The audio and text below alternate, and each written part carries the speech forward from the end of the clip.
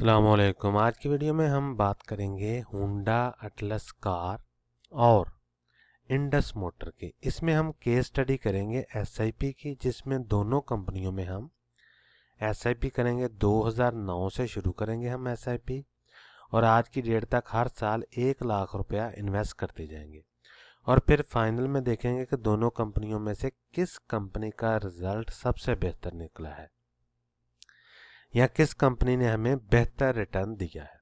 तो शुरू करते हैं। 2009 में हमने फॉर एग्जाम्पल शुरू किया और 2009 में 1 लाख रुपया इन्वेस्ट किया होंडा अटलस कार में। ठीक है, उस वक्त जो भी इसकी प्राइस थी उस साल की मैंने हाईएस्ट प्राइस जो है सेलेक्ट कर ली। ठीक है, इतने हमें शेयर मिले। 2010 में जो हाईएस्ट प्राइस थी वो मैंने ले ली है और हमने शेयर जो है वो परचेज कर लिए हैं। हाई प्राइस क्यों लिया है? तो क्योंकि हम एक वर्स्ट केस सिनेरियो क्रिएट करना चाहते हैं कि हर साल अगर हम इस कंपनी को हाई पे ही बाय करते जाएं तो फिर हमें 17-18 सालों में कितना रिटर्न मिलता। ठीक है, इसी तरह 2012 में देख सकते हैं। फिर जो भी डिविडेंड हमें मिलेगा वो मैंने यहाँ पे ऐड ऑन कर लिया है। ठीक है, कोई बोनस मिला वो भी ऐड कर लिया है। ये जैसे ये आप देख सकते हैं 2014 में हमें डिविडेंड मिला है, 15 में, 17 में। ठीक है, 17 में 2 मिले हैं डिविडेंड। इसी तरह 2019 में डिविडेंड मिला है हमें, आप देख सकते हैं 2021 में डिविडेंड मिला है। ठीक है, तो चलते चलते आप देख सकते हैं 2026 में हमें 2025 में एक डिविडेंड मिला है, 2026 में 8 रुपये का और 9 रुपये का डिविडेंड जो है वो मिला है। ये उसकी अमाउंट है जो हमें रिसीव हुई है।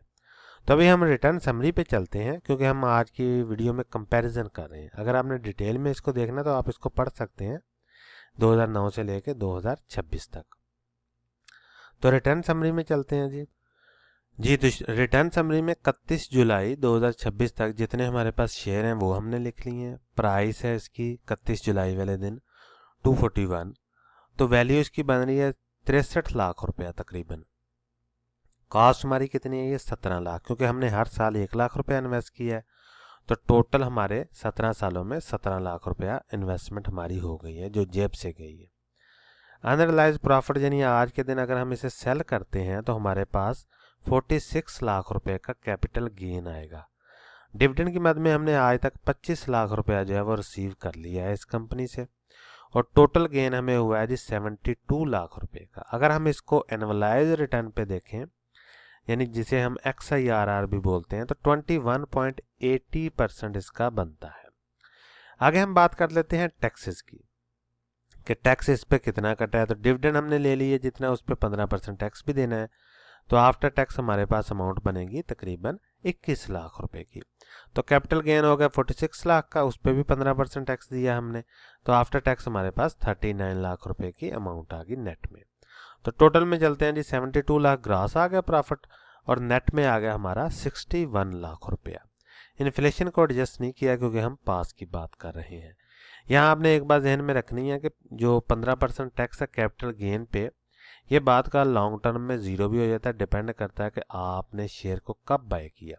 तो ये कम भी हो सकता है इससे, लेकिन हमने एक वर्स्ट केस सिनेरियो क्रिएट किया है क्योंकि हम हर साल शेयर को हाई पे ही बाय कर रहे हैं उस साल की प्राइस पे और कैपिटल गेन भी हम 15% टैक्स पे इसको डिटेक्ट कर रहे हैं। तो ये हमारा रिजल्ट आएगा इसका। ये हो गया जी होंडा अटलस कार का। अभी हम देखते हैं जी इंडस मोटर का। तो इंडस मोटर में भी हमने सेम सिनेरियो क्रिएट किया है कि हमने हर साल की जो भी हाईएस्ट प्राइस थी इंडस मोटर की वो हमने ले ली है और जितने शेयर हमें मिलते हैं वो हमने ले लिए हैं 1 लाख रुपए की मद में। तो इसी तरह हम करते जाएंगे। ये देखें 2009 में 10, 11, 12, 13। ठीक है, आप देख सकते हैं कि ये कंपनी हर साल कितना पे आउट देती रही है, कितने क्वार्टर में देती रही वो भी आप देख सकते हैं। जैसे 2013 में 3 डिविडेंड दिए हैं, 2014 में 2 डिविडेंड दिए हैं, 15 में 4 डिविडेंड दिए हैं, 16 में भी 4 हैं, 17 में भी 4 हैं, 18 में भी 4 हैं। ठीक है, 18 में ये देखें इसकी हाईएस्ट प्राइस थी 1980। इसी तरह आप देख सकते हैं 2019 में हाईएस्ट प्राइस थी 1424। तो जितना डिविडेंड मिला वो हम लिखते जा रहे हैं। ठीक है, देखें 20 में, 21 में, 22 में, 23, 24, 25 में आप देख सकते हैं कि 4 डिविडेंड है, 26 में 2 डिविडेंड अभी तक ले लिए हैं हमने। ये डिविडेंड की टोटल अमाउंट है जो हम बैंक अकाउंट में रिसीव करते हैं। तो मेन हम चलते हैं मुद्दे पे रिटर्न समरी पे।